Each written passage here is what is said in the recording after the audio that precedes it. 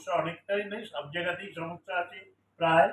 আমরা চেষ্টা করছি যে এটাকে কিভাবে দূর করা যায়, এবং রাজ্য সরকারও আস্তে আস্তে করে কিছু কিছু টাকা দিচ্ছে। আমরা সেই দিয়ে ড্রেন করে দিচ্ছি 2-4টে করে। হবে, হতে 2-4 বছর সময় লাগবে। সব রকম ডেভেলপমেন্টই হচ্ছে, সঙ্গে সঙ্গে ড্রেনটাও যাবে, নিকাশিটাও বেরিয়ে যাবে, এতে কোনো ভুল নেই। আচ্ছা, আরেকটা প্রশ্ন হচ্ছে, আমরা দেখেছি অনেক সময় অবৈধ নির্মাণ হলে আপনি নিজে স্পটে গিয়ে ভাঙিয়ে দেন। তো রিসেন্ট কিছু মানে ভাঙার পরিকল্পনা আছে? শুনছি নাকি না, না, হিয়ারিং এ না, আমি ডাকছেন আপনাদের। এখন নিজে গিয়ে আর সেই শরীরের শারীরিক সেই অবস্থা নেই। নিজে গিয়ে আর ভাঙাতে পারি না। তবে যায়, আমাদের লোকজন যায়, পৌরসভা থেকে লোক যায়, ইঞ্জিনিয়াররা যায়, সবাই গিয়ে লাগিয়ে দেয়। যেমন একটা ১ নম্বরের কিছু আর ১০ নম্বরের একটা খাটাল হ্যাঁ, নিয়ে আছে। সমস্যা আছে। ১-১০ নয়, শুধু অনেক, অনেক নাম্বারেতেই আছে। অনেক নাম্বারেতেই বেআইনি বাড়ি তৈরি করা আছে। সেগুলো সব ভাঙার জন্য অবৈধ জিনিস ভাঙবেই। এটা ভেঙে যাবে। আজ না হোক কাল ভাঙবে। ঠিক এরকম আছে? কত লোককে মানে পাঠিয়েছেন হিয়ারিং এর জন্য? অনেক আছে, অনেক। ওরকম করে হিসাব করে বলা যাবে না। স্যার, সামনেই বর্ষা আসছে। আপনাদের সব রকমই কাজকর্ম হচ্ছে। কিন্তু এই বর্ষায় যে মেমনপুর যে খাল, না, না, হচ্ছে।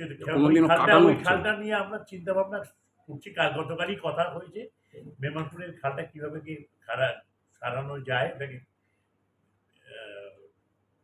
ইয়ে করে দেওয়া যায়, ওটা থেকে নিকাশ করে দেওয়া যায়, সেটার ব্যবস্থা করা হচ্ছে। আর আর যে রাস্তা যে দোকানপাট মানে আপনার মাইকেও বলছেন যে সব সরিয়ে দেবেন। এটা হ্যাঁ। বজবজ রোডটা ইয়ে ডেভেলপমেন্ট হচ্ছে, পিডব্লিউডি থেকে এটা করবে, এবং পিডব্লিউডি আমাদেরকে চিঠি দিয়েছে যে এনক্রোচমেন্ট ফ্রি করার জন্য। আমরা তো করতে পারবো না, সে সরকারই করবে, পিডব্লিউডি করবে। আমরা মানুষকে জানান দিয়ে দিয়েছি আগাম যে আপনারা সরে যান, রাস্তা ইয়ে হবে, চওড়া হবে, রাস্তা বাড়বে, আপনারা যারা যারা সরকারি জমির উপরে আছেন তারা ছেড়ে দিন। কিন্তু এই যে দোকানপাটরা সরকারি জমির উপর বসে, প্রথমে একজন বসলো, তারপরে দুজন বসলো। এই প্রথম থেকেই যদি আপনারা ব্যবস্থা নেন, তাহলে সেভাবে হয়তো বসতে পারতো না। না, না, কিন্তু না, সেটা তো ১০০ তে এখন ৩00-৪০০ লোক। যে কাউন্সিলর যে ওয়ার্ডে হয় তাদের একটুখানি ইনিশিয়েটিভ নিয়ে এগুলো করা দরকার। সেগুলো দেখা যাক, এটা করবো আমরা। ঠিক আছে? আপনি কি বিধানসভাতে গিয়ে এরকম কোনো আ পাস করাতে পারবেন বলে? যে এই যে দোকানপাটগুলো বসে, অনেক, ওখানকার অনেক পাস হয়ে আছে। ওখান আর নতুন করে পাস করে কি হবে? ওখানকার কাউন্সিলর বা থানার আইসি এরা যদি না করে। হ্যাঁ, সবাইকে ইনিশিয়েটিভ নিতে হবে। পুলিশকেও নিতে হবে, হ্যাঁ। আমাদেরকেও নিতে হবে, যারা কাউন্সিলর আছে তাদের সকলকেই নিতে হবে, প্রশাসন সকলকে মিলিয়েই করতে হবে। ডেভেলপমেন্ট করতে গেলে আনঅথরাইজ যারা বসে রয়েছে, যারা, হ্যাঁ, আপনি দীর্ঘদিনের চেয়ারম্যান।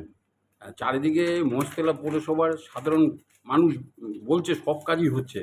কিন্তু একটা সবাই একটু বলতে চাইছে যে নিজস্ব মাতৃসদন, একটা হাসপাতাল যদি হতো, আপনাদের যেটা আছে ওটা তো আ ইয়ে দিয়ে দিয়েছেন, আপনারা রিলিজ দিয়েছেন। তা মহেশতলা পৌরসভা সবই হয়েছে। নিজস্ব একটা মাতৃসদন বা আসুক ১২ কোটি টাকা আমরা জোগাড় করি, তারপরে করব। কত? ২০০ কোটি টাকা। একটা ভালো হসপিটাল করতে গেলে পরে ২০০ কোটি টাকা লাগবে। হয় সেটা গভর্নমেন্ট দিক আমাকে, আর নয়তো আমি মানুষের কাছ থেকে ট্যাক্স আদায় করে টাকাটা উঠিয়ে নিই। তোমার ১০ টাকার ট্যাক্সটাকে ওটাকে ১০০ টাকা করে দেবো, রাজি আছো? কি? আর আর ১ নম্বর ওয়ার্ডের যে খাটাল, ওই নিয়ে তো খুব মিটিং হলো। সেটা ক্যালকাটা কর্পোরেশন দেখছে, ক্যালকাটা কর্পোরেশন ওটাকে সরিয়ে দেবে। আমরা সাহায্য করছি। আপনি সুন্দর থাকুন, ভালো থাকুন। হ্যাঁ, আপনি ভালো থাকুন, সুন্দর থাকুন।